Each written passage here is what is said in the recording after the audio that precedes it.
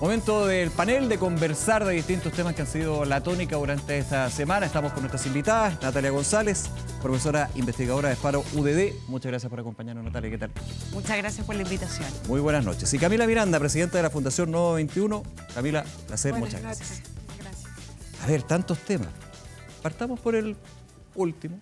Una buena noticia para el gobierno, digamos, cuando ha estado tan complicado por otros temas, y especialmente en seguridad. El Ministerio de Seguridad Pública ya es un hecho, falta la promulgación, se está hablando ya de cómo se va a ir implementando. Natalia, hay aquí varios temas. Primero que todo, ¿qué te parece que finalmente salga este Ministerio de Seguridad Pública? Mira, yo soy un poquito escéptica de cuánto realmente la creación de una nueva institución va a colaborar o no con los desafíos que hoy día tenemos en materia de seguridad pública. Hoy día tenemos desafíos relacionados al crimen organizado, al narcotráfico, al aumento en la gravedad también de los distintos delitos que afectan a la ciudadanía, la percepción también de victimización. Y yo pongo esa interrogante porque la verdad es que, por ejemplo, tenemos una subsecretaría de prevención del delito creada, yo diría que hace ya quizás una década. Y creada cuando se estaba discutiendo la posibilidad de un Ministerio de Seguridad Pública. Correcto. Sí. Y yo, por lo menos, no conozco estudios públicos que evalúen desde la creación de la Subsecretaría de Prevención del Delito cuál ha sido su aporte y su desempeño a la prevención del delito. Más bien, la percepción con la que uno se queda a partir del aumento en los niveles de delincuencia y la gravedad de los delitos es que en términos de prevención no hemos avanzado mucho en Chile. Entonces, ¿cuánto una nueva institucionalidad coopera con el objetivo? Es una gran interrogante. Luego, este ministerio viene creando una serie de sistemas de coordinación, de gestión, de distintas instituciones relacionadas con el combate al crimen y a la delincuencia, que va a requerir un esfuerzo de implementación sustantivo. Entonces, no es indiferente ahora, en la dictación de los decretos con fuerza de ley, en el diseño ya más interno de ese ministerio, los profesionales que van a llegar a ese ministerio, si eso va a quedar efectivamente bien implementado. Por lo tanto, mi primera posición o aproximación al tema es más bien de escepticismo y de cautela, y de bajar las expectativas, creo yo, en la población a partir de la creación de este Ministerio de Seguridad Pública. ¿Camila? Sí, primero esto es un debate que lleva 18 años, es decir, es una necesidad de actualización institucional que por algo se ha debatido en tantos gobiernos y no ha avanzado, y me parece que si bien ningún cambio institucional va a decir se resuelve el problema de inseguridad de la noche a la mañana, eso no hay es varita así, mágica, no es una menos, varita digamos, mágica, una institución nueva. pero sí la institucionalización sí permite que haya una dinámica de actualización, responsables claros. De hecho, cuando uno mira la infraestructura que quedó acordada, hay elementos que ya se han ido implementando, como coordinación entre distintas policías que hoy día quedan en una estructura estable, donde hay requisitos de funcionamiento. Yo creo que eso es positivo, que no sea algo contextual a una situación donde uno dice, bueno, ¿por qué las policías no se colaboraron con información justamente cuando tienes que requerir inteligencia para perseguir el crimen organizado? Entonces creo que hay cosas muy relevantes. De hecho, en el caso de la Subsecretaría de Prevención del Delito, que efectivamente cuando se crea se le dan escasas atribuciones que tienen que ver con distribuir los fondos de prevención para los municipios para funciones muy acotadas, y en la conversación legislativa se incluyen otras facultades para que efectivamente cuando hablamos de prevención del delito haya prevención del delito, que tiene que ver, por ejemplo, con la coordinación con todas las entidades del Estado que interactúan en la prevención del delito. ¿Eso no estaba pasando ahora? Es que en prevención del delito faltaban atribuciones, acá se agregan para poder decir necesitamos más factores, y hay varias cosas que sí estaban ocurriendo, pero no en una institucionalidad organizada. Por eso cuando digo la coordinación con las policías, ahora se crea una cosa que se llama CICPLA o algo por el estilo que las contiene, las articula. Cuando tú ves, por ejemplo, la separación que también se produce a propósito de la creación del Ministerio de Seguridad con las fusiones del Ministerio de Interior, también permite que haya más claridad en qué hace quién. O sea, ¿cierto? Hoy día quedaría con este cambio el Ministerio del Interior más abocado a la coordinación, ¿cierto? Al seguimiento programático. De hecho, le quita funciones a SECPRES y a otras entidades que han habilitado una justa conversación de si hay que hacer otros ajustes más en términos de eficiencia, pero creo que el Ministerio de Seguridad, al contener todos los elementos dentro de un lugar, creo que da más oportunidades para estar preparados como Estado para el cambio delictual, del cual no estuvimos preparados. Eso es una realidad. O sea, no teníamos la herramienta suficiente para, por ejemplo, tener una inteligencia que se adelantara al crimen organizado y al contrario, hemos tenido que reaccionar y eso es un problema del Estado que creo que de alguna manera acá hay una herramienta para enfrentarlo. Claro, y hay dos conceptos que son bien relevantes, digamos, cuando hablamos de este cambio institucional: prevención y coordinación. Sí. Uno entiende que en el Ministerio y con las Ceremis de seguridad se coordinan con las policías y la prevención tiene que ir de la mano de los delegados de los gobernadores, porque también hay toda una discusión, bueno, los mismos gobernadores que han dicho, oiga, este gobierno nos dijo en campaña que el delegado presidencial ya no va a existir y nosotros vamos a tomar esas funciones. Sí.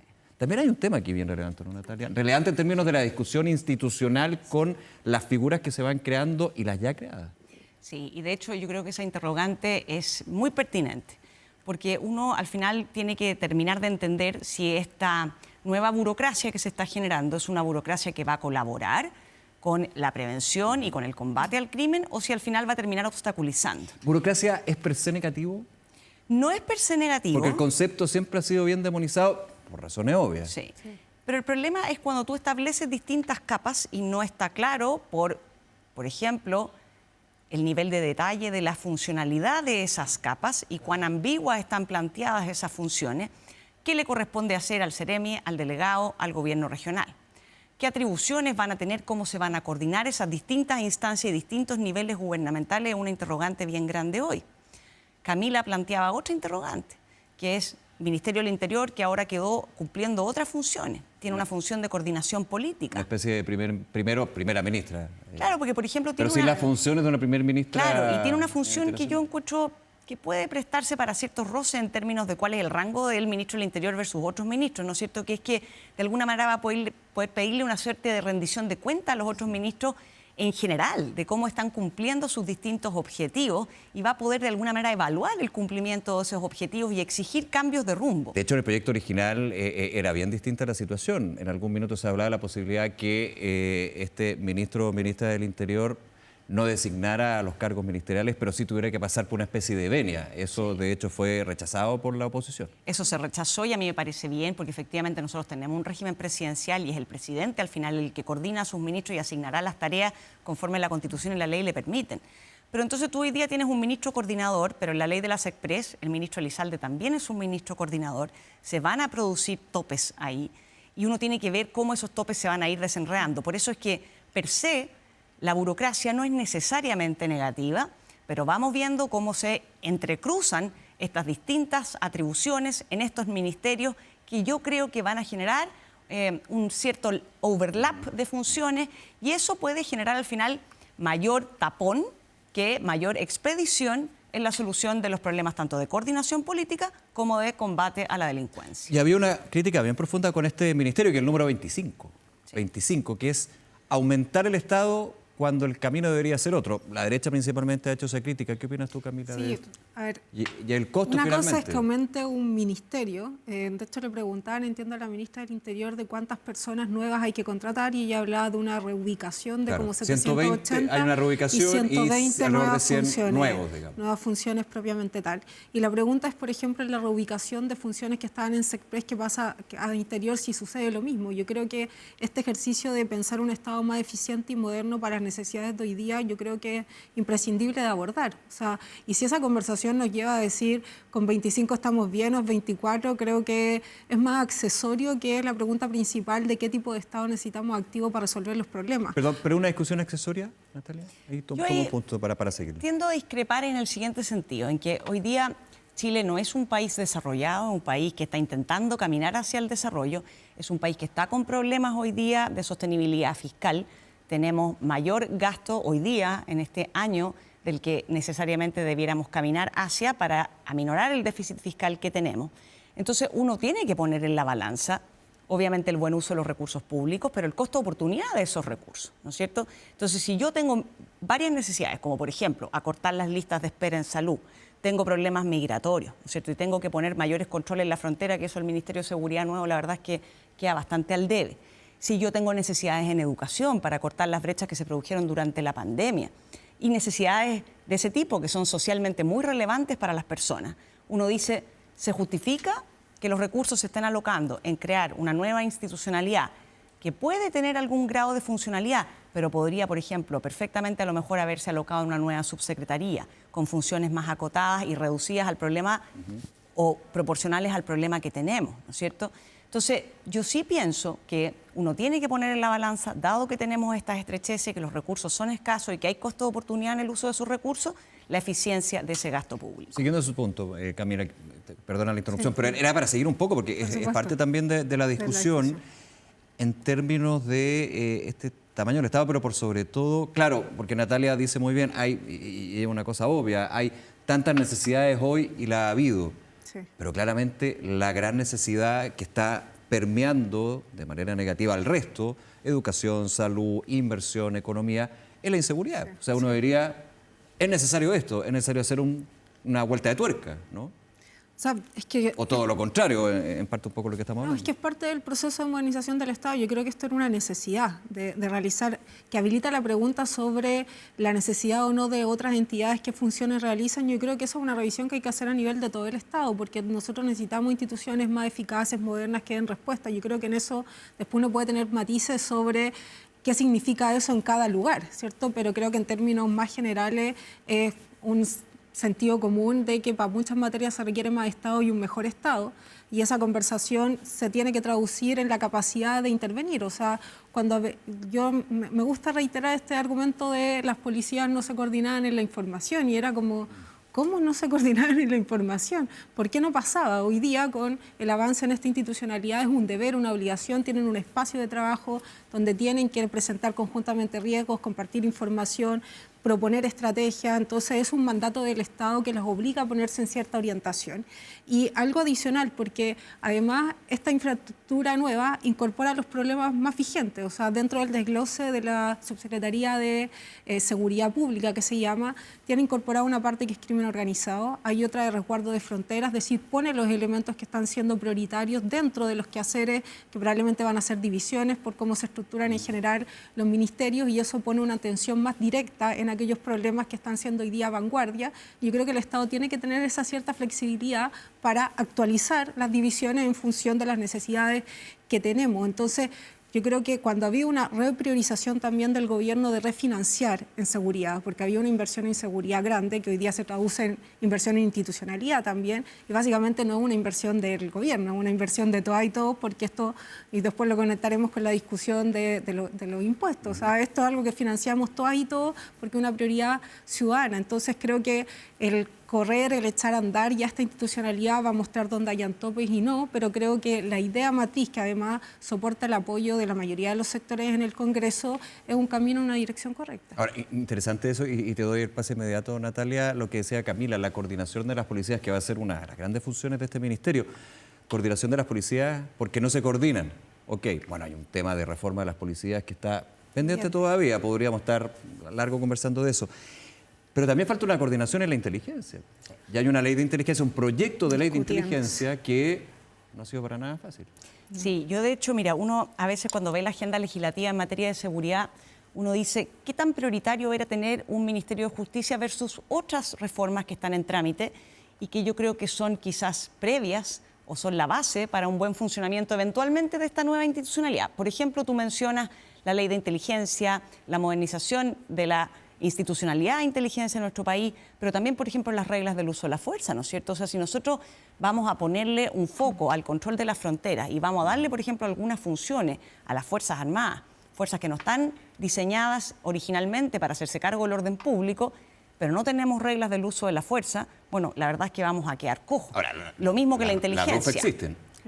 Pero hoy día hay un proyecto de ley, y ese proyecto de ley cambia, está las modifica y amplía ante la eventualidad de estado de excepción.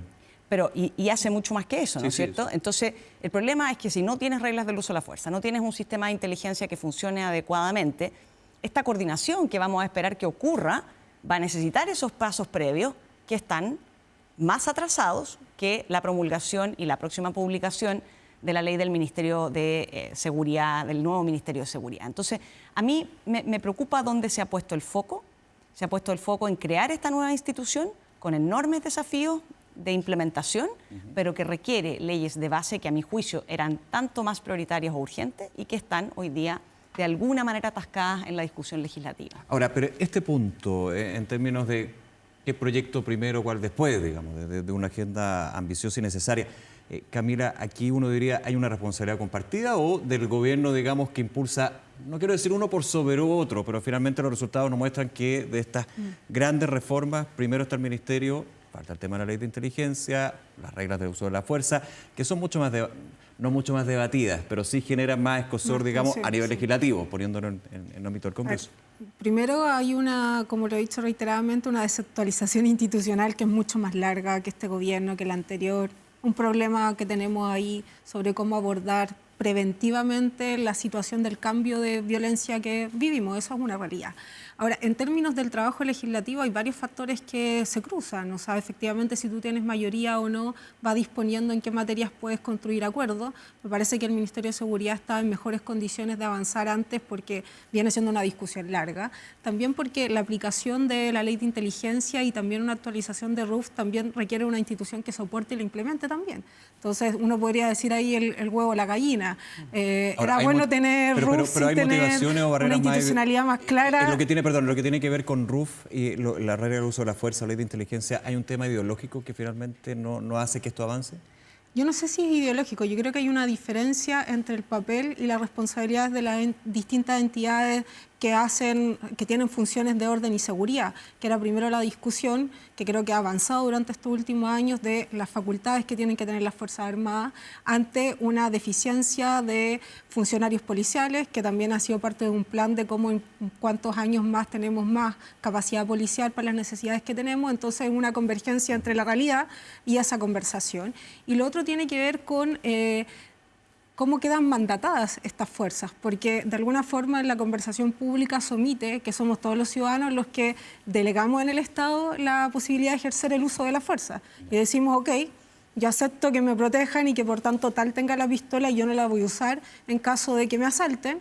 Y por tanto también exijo ciertas reglas para que a mí no me pase nada o me protejan adecuadamente, y esa es una conversación de calibrar también elementos. Y en eso efectivamente no siempre hay acuerdo, y yo creo que eso es una realidad que no necesariamente ideológica, tiene que ver con ese equilibrio entre estas atribuciones que yo le estoy entregando a quien la ostenta y cuáles son las libertades o protecciones que yo espero tener ante esa capacidad de hacer uso de la fuerza. Son necesarias atribuciones, pero también recursos. Y quiero llevarla a otro tema también interesante que ha sido parte de la discusión, no solamente ahora, pero bueno, también por un hecho que se dio el Encuentro Anual de la Industria de SOFOFA.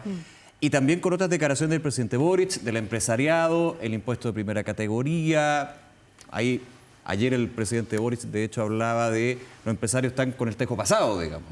La presidenta de la SOFOFA dijo, bueno, el tejo pasado siempre se da en una negociación cuando estamos hablando del impuesto a la empresa, de pasar de un 27 a un 25%, cuando los empresarios quieren 23%, pero hay un tema que genera y se va a ver difícil, digamos, para un cambio tributario, no sé si hablar de reforma o no, porque ya hablamos de pacto fiscal, que tiene que ver, Natalia, con aumentar el impuesto a los ricos. El presidente decía, los ricos tienen que pagar más, tienen que ponerse más. Sí, mira, a ver, varias consideraciones. Está un poco dando vuelta, ¿o no? Sí, a ver, yo, respecto a lo primero del tejo pasado o no pasado, yo la verdad es que no podría calificar si el empresariado, digamos, o la propuesta técnica es que el impuesto de primera categoría baje a un 23%, es difícil decir que eso es un tejo pasado. ¿Y por qué lo digo? Un antecedente de la OSD. Digo. Claro, porque justamente por eso, porque cuando uno mira hoy día el promedio de la OSD, está en el orden de 23%. ¿Ya? De hecho, los que estamos con el tejo pasado hacia arriba somos nosotros, ¿ya? Los chilenos. Entonces, cuando uno plantea una rebaja de un impuesto desde 27% a 23%, en realidad es para quedar con un nivel más o menos parejo con lo que tiene la OECD. Y competitivamente no quedamos mejor, ni somos capaces de atraer a lo mejor más inversión por un sistema tributario, que hoy día hay competitividad tributaria para elegir dónde yo invierto. No quedamos mejor que otros países que son más desarrollados que nosotros. ¿Ya? Vamos a quedar al nivel. Entonces, tejo pasado, a mí me parece que estamos lejos del tejo pasado. En los últimos años hemos ido incrementando el impuesto a las empresas. Pasamos de un impuesto que en algún minuto fue cercano al 12 o al 15% y saltamos al 27%. Y la verdad, coyunturas que lo llevaron también a eso. Claro, pero la pérdida de PIB que uno puede atribuirle al alza tributaria es del orden del 8 puntos del PIB. Entonces, cuando uno dice yo voy a plantear bajar de 27 a 25, es bien discreto, por así decirlo, es bien discreto el PIB que vamos a ganar eventualmente con esa reducción de impuestos de primera categoría, ¿ya? Y luego, porque aquí se plantea que, como tú bien decías, esta reforma tiene que ser neutra, se dice, ¿ya? Y para neutralizar el efecto en términos fiscales se propone un alza de O impuestos. sea, más que neutro, compensar con otras fuentes de ingresos. Claro, o sea, para que en el fondo tenga un efecto en términos de los ingresos neutro, ¿verdad? Que no deje de recaudar más el fisco, ¿ya? Y entonces se plantea un impuesto parejo a los dividendos, se plantea además un impuesto de salida, cuando se paga por primera vez el dividendo a la empresa de un 4% y el parejo en un 16%, más otros impuestos que se plantean a sí mismos, por lo menos la información que existe hoy día. Entonces, ¿qué es lo que ocurre ahí? Que una cosa es que sea neutra respecto de los ingresos fiscales, pero otra cosa es que produzca un impacto neutro en la economía, ¿ya? Y no lo va a producir. Ahora, pero aquí que siempre, y esto no es nuevo, se habla, perdón la expresión, pero se habla del cuco. Cuando aparece el cuco, cuando es que los empresarios están diciendo, y esto siempre, que no es el minuto para, no es el minuto de, y finalmente... Que realmente el cuco lo hemos vivido, Claro. ¿ah? Porque lo único que hemos hecho... Déjame no compensarlo, pero impuestos. equilibrarlo, porque aquí es bastante transversal ese cuco, porque al mismo tiempo escuchamos del propio presidente Boric cuando habla del pesimismo ideológico. Aquí los inversionistas extranjeros están felices invirtiendo en Chile, pero los inversionistas nacionales están yéndose afuera. Por un tema ideológico, meramente. No es un tema ideológico. O sea, lo que dice el presidente, no lo digo yo. Claro, yo de hecho te acabo de poner el ejemplo que las últimas alzas tributarias nos han costado 8 puntos del PIB. Entonces, no es un tema ideológico, es que en los últimos años lo único que hemos hecho permanentemente, porque han habido rebajas transitorias de algunos impuestos, es subir impuestos. Y no hemos aumentado la recaudación. Y la Comisión Marfan dice que cuando nosotros somos capaces de crecer, y no hemos sido capaces de crecer, de hecho las proyecciones son con una tasa de crecimiento bastante paupérrima para Chile, del orden del 1,8% en el mediano plazo. El problema es que cuando no crecemos, dejamos de recaudar por cada punto de crecimiento 570 millones de dólares. Entonces, el efecto en la economía no es neutro. Entonces, ¿por qué estamos hoy día volviendo a discutir? Los impuestos además tienen una suerte como de vencimiento, de ciclo. Estamos siempre subiendo la tasa marginal del impuesto que reciben las personas, el que deben pagar las personas. Pero llega un minuto en que aunque tú sigas subiendo el impuesto, esas personas tienen un desincentivo a generar una mayor cantidad de renta. Entonces, no podemos estirar el chicle tributario pensando que esa es la única fuente de recaudación. Más bien, creo yo, hoy día debiéramos poner el foco en cómo crecemos más para recaudar por cada uno de esos puntos de crecimiento la cantidad de millones de dólares que eso implica, cómo somos un poco más austeros en el uso de los recursos fiscales, cómo reducimos el gasto fiscal que hoy día no es eficiente. ¿Hay espacio para subir el impuesto a las personas? ¿O se está estirando el chicle tributario, como dicen? A ver, no hay que olvidar que se presentó un proyecto el 2022 cuya idea de legislar fue rechazado, que contenía, ¿cierto?, tanto la discusión del impuesto a los superricos como esta otra conversación sobre hacer más simétrica la distribución entre el impuesto global complementario y el impuesto de primera categoría. Eso era parte del modelo inicial, más el pacto como para evitar la evasión y la elusión. Ese era el plan completo del gobierno que había bastante consenso en la práctica ¿cierto? Anti-ilusión y evasión, digamos. Que es la parte que avanza, que es la parte que avanza ley de cumplimiento tributario. Y luego queda esta otra conversación que tiene que ver con el impuesto a la renta. Entonces, es una historia un poquito más larga como ponerla sobre la mesa. Y hoy día la pregunta es si tenemos la capacidad de avanzar hacia un sistema que tenga capacidad de recaudar más, pero además de redistribuir mejor, que es otro componente también de la conversación que está sobre la mesa y que justamente por eso parte de una de las dimensiones de la propuesta era si se elevan o no el impuesto a las personas que ganan más de 6 millones. Claro, pero en un minuto se hablaba de 4 millones. De 4 millones bruto, que eran más bajos, sí, y ahora se está hablando de 6 millones y que queda desplazada la otra parte de quienes ganan mucho más que 6 millones, que es un porcentaje, un 1% de la población, porque también, que era la parte inicial de abordar la redistribución. Desde el gobierno se ha hablado de los súper ricos, sí, en campaña también, y de los ricos. Así es. Ahora, la pregunta también que uno se hace, y hay que ponerla, digamos, en la conversación, si una persona, tomando la última cifra, digamos, una persona que gana 6 millones de pesos brutos, ¿es rica? Claro, si uno lo pone en la población general, uno podría decir que sí. pero igualmente no es Ay, una cuenta persona la que está carga. con lujo, digamos, ¿no? O sea, entiendo que en las proyecciones una persona que gana 6 millones tendría que pagar impuestos como de 600.000 Claro. pesos, 700.000 pesos más o menos el pago de impuestos, considerando que tenemos una parte exenta de la población de pagar por razones evidentes, es decir, su capacidad contributiva es poca, son Sí. personas que ganan claro. 700.000 pesos, 800.000 pesos. Que se tendría también, perdón, el concepto que se ha utilizado desde el propio presidente de hablar de súper ricos, pasar a ricos y hablar de los que ganan más. ¿Se entendería también por ese lado?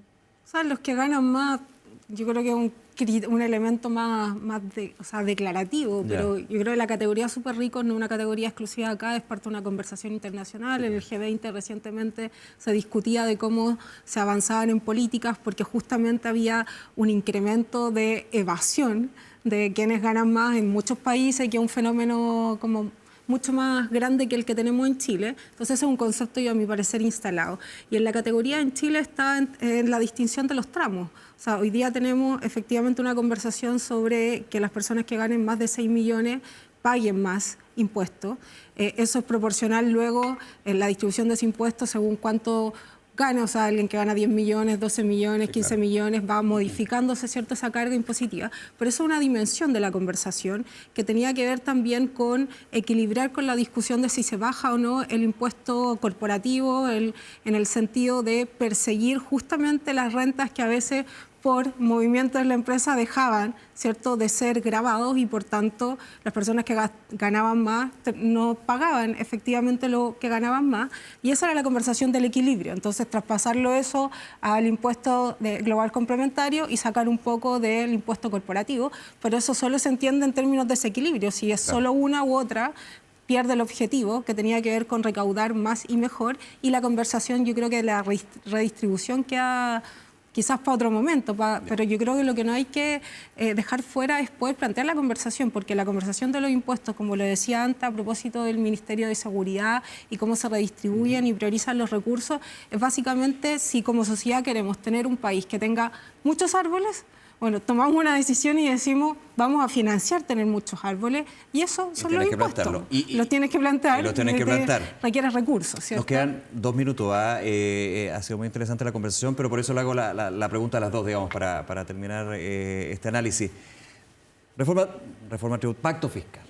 Ya no reforma tributaria, pero el tema tributario está la discusión. Está la reforma previsional. El cronograma en enero va a ser bien clave lo que pasa ahí en el Senado. No le acuerdo. Y reforma política, que quizás es menos sexy, pero es muy importante. Ahora tampoco hay mucho acuerdo. Estas tres, uno podría decir, ¿cuál pasa, cuál avanza? Pero yo agrego otro elemento. Elecciones parlamentarias y presidenciales. Sí. Natalia. A ver, yo creo que en el caso de la reforma tributaria el proyecto ni siquiera se ha presentado. Tenemos elementos hoy día que han trascendido a la opinión pública, pero el proyecto tiene que ingresar al Parlamento y por lo tanto yo avisoro ahí una discusión relativamente compleja, ¿ya? Sobre todo por el efecto que esto va a tener en la economía y porque Camila planteaba un punto respecto a la distribución posterior. Nuestro país no tiene lamentablemente un buen registro de que post recaudación de impuestos seamos capaces de efectivamente redistribuir más equitativamente esos recursos por parte del Estado para quienes menos tienen, ¿ya? De hecho, somos uno de los países que post recaudación tributaria menos disminuimos la desigualdad, ¿ya? Entonces, es una herramienta que tampoco ha dado en el clavo con el objetivo que se persigue. Yo tengo la impresión de que el gobierno va a poner el foco en la reforma de pensiones. Y porque ahí ha habido una comisión técnica y han habido precisamente conversaciones entre la oposición y el Ejecutivo para acercarse. Ahora, que el Ejecutivo ponga el foco ahí no necesariamente significa que vamos a terminar con un buen proyecto de pensiones. Y lo digo porque a mí me preocupa mucho en ese proyecto que el objetivo es mejorar las pensiones y yo no veo que en ese proyecto haya elementos suficientes para lograr ese objetivo. Más bien hay elementos que tienen que ver con la reorganización de la industria, tienen elementos que pueden introducir con el nombre que queramos, préstamo u otro, un componente de reparto que considerando las expectativas de vida de la población y el estado de las arcas fiscales podría hacerlo insostenible. Por lo tanto, yo ahí no valoro que se llegue a un acuerdo, sino que el acuerdo sea bueno y de calidad para el objetivo. Si no lo es, no.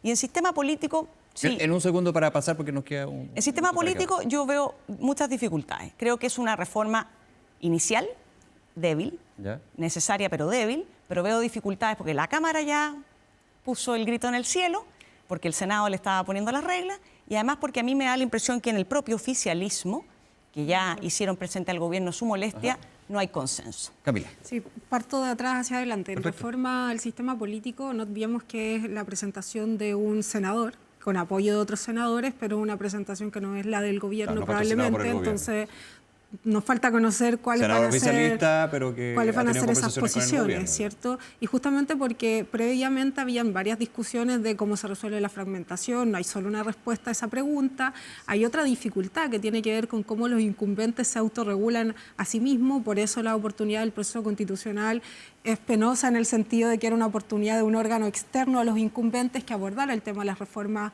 políticas. Eso no excluye de que sean necesarias varias en términos de disciplina parlamentaria. Yo creo que hay materias en las que hay acuerdo, pero creo que hay otras dificultades que son más de fondo y que obligan a una conversación un poquito más larga. En términos de la reforma de pensiones, me parece que ahí incluso lo cruzo con el desafío presidencial, porque cuando las derechas se plantean la posibilidad de ser gobierno el próximo año, para algunas son bastante conscientes de que el tema previsional siga abierto es un gran problema, que genera malestar, desconfianza, y además porque en definitiva no te permite dar vuelta a la página y decir enfrentamos otros problemas que tiene el país. Entonces creo que hay un incentivo en unos sectores, sobre todo lo he visto en Renovación Nacional, de que avance un acuerdo. Ahora, las personas van a evaluar el acuerdo por cómo mejore sus pensiones concretamente, y esa conversación yo creo que tiene profundas diferencias ideológicas, y la pregunta es ¿quién ofrece un mejor mecanismo entendible para la ciudadanía de que sus pensiones van a mejorar mañana y no pasado? Y en la reforma tributaria yo creo que el gobierno tiene que persistir en las ideas que ha propuesto. Yo en esa no veo tanta agua en la piscina, la verdad, justamente porque inicialmente se presentó un paquete completo y se ha logrado avanzar en una parte. Hay un antecedente. Camila Miranda, Natalia González, gracias nuevamente por acompañarnos en Estado Nacional. Muchas gracias. Buenas noches. Muy bien. Hacemos una pausa, allá voy. Hacemos una pausa, regresamos. Nos vamos. No, estamos listos. Ya hablamos de todo aquí en Estado Nacional Prime por Canal 24 Horas, 24horas.cl. Que les vaya increíble. Muy buenas noches. Nos vemos. Chao.